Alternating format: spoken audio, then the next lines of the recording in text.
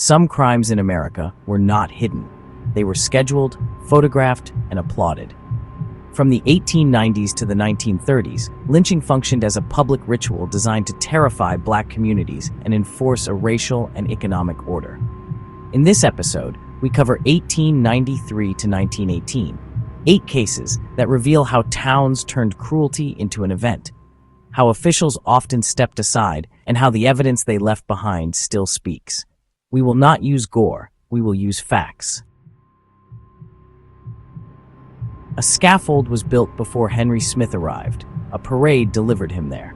Accusations stood in for proof, while thousands packed the square. Officials kept their distance, which is not the same as protection. Smith was killed on a platform raised high enough to be seen from the edges of town. Punishment staged as civic theater. Newspapers argued over words, justice or barbarism, but their front pages showed the truth. A whole community drafted into the role of spectator. The message to Black Texans was simple and public. The crowd decides. Contemporary reports describe families bringing children and out-of-town visitors arriving by rail, treating the event like a spectacle. National outrage followed, but accountability did not. The template was set, advance planning, a public stage, and officials who claimed helplessness. Rumor moved faster than evidence. Postcards and word of mouth promised a spectacle, and thousands came. Sam Hose had been condemned by stories long before he saw a courtroom. The crowd wanted a demonstration of power, not a trial. Journalist Ida B. Wells later gathered sworn statements and contradictions in the accusations, showing how mobs recycled the same claims to excuse the inexcusable. Reporters noted a carnival atmosphere, merchants, cameras, and men boasting in the aftermath. The horror did not end the practice, but the documentation mattered. Wells's record survived the mob's fire. Facts began to harden against myth. Masked men with keys entered a small-town jail after dark. Laura Nelson and her 15-year-old son, LD, were removed without judicial process and driven to a truss bridge over the North Canadian River. By morning, townspeople gathered beneath 2 bodies and looked into a camera that did not blink. The surviving photograph, bridge geometry, spectators below, became an artifact no euphemism could bury. No one was convicted. The picture outlived the participants and fixed the town's choice in the historical record, not ignorance, participation. Wounded and handcuffed to a hospital bed, steelworker Zachariah Walker asked for protection. But a crowd reached him first. He was dragged through streets familiar to him and killed in a field as the town watched fire write its verdict across the sky. Investigations recorded claims of not recognizing neighbors who stood shoulder to shoulder in the light of the flames. Trials sputtered and failed.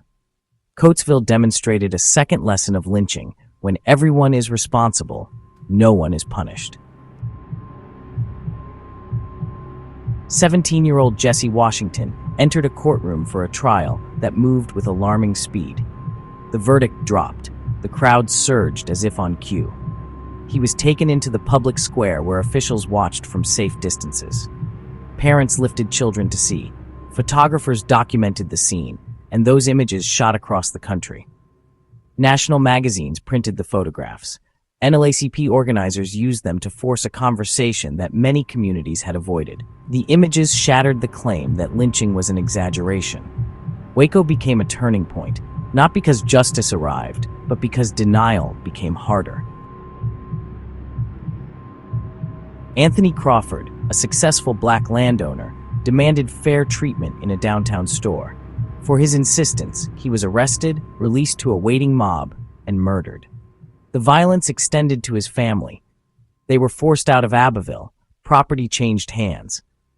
Local accounts show how quickly community order became a mechanism to seize assets and erase a prosperous Black household from the map. Crawford's case makes clear that lynching was not just about punishment.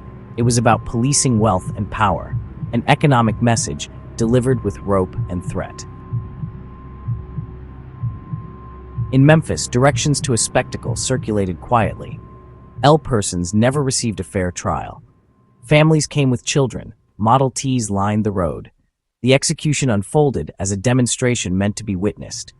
Journalists and clergy described thousands in attendance, picnic baskets on blankets, a grotesque attempt to turn atrocity into an afternoon outing. The shock helped catalyze sustained local organizing and strengthen the city's NAACP branch. When a crowd stages a killing, a movement must answer in public. After her husband was lynched during a week of violence, 21-year-old Mary Turner said she would seek justice. For speaking, she was seized near a riverbank and made an example of, a warning sent to anyone who dared to grieve aloud.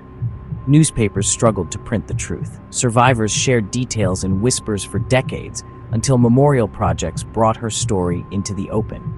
Turner's name is now spoken at remembrance sites, but in 1918, terror tried to erase it. Her case proves how lynching targeted not only alleged crimes, but the courage to protest. Lynching was intentionally public. Crowds, schedules, cameras, and children atop shoulders turned terror into mass communication. Officials frequently stepped aside. Jailers lost prisoners. Trials became cues for mobs. The targets were symbolic. Outspoken people like Mary Turner, prosperous people like Anthony Crawford, the young and vulnerable like L.D. Nelson. And yet evidence survived. Photographs, sworn statements, investigative journalism. The record argues back.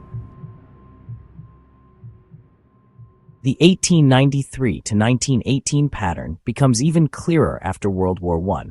In Part 2, we cover 1919 to 1937 and a 1955 case that galvanized a movement.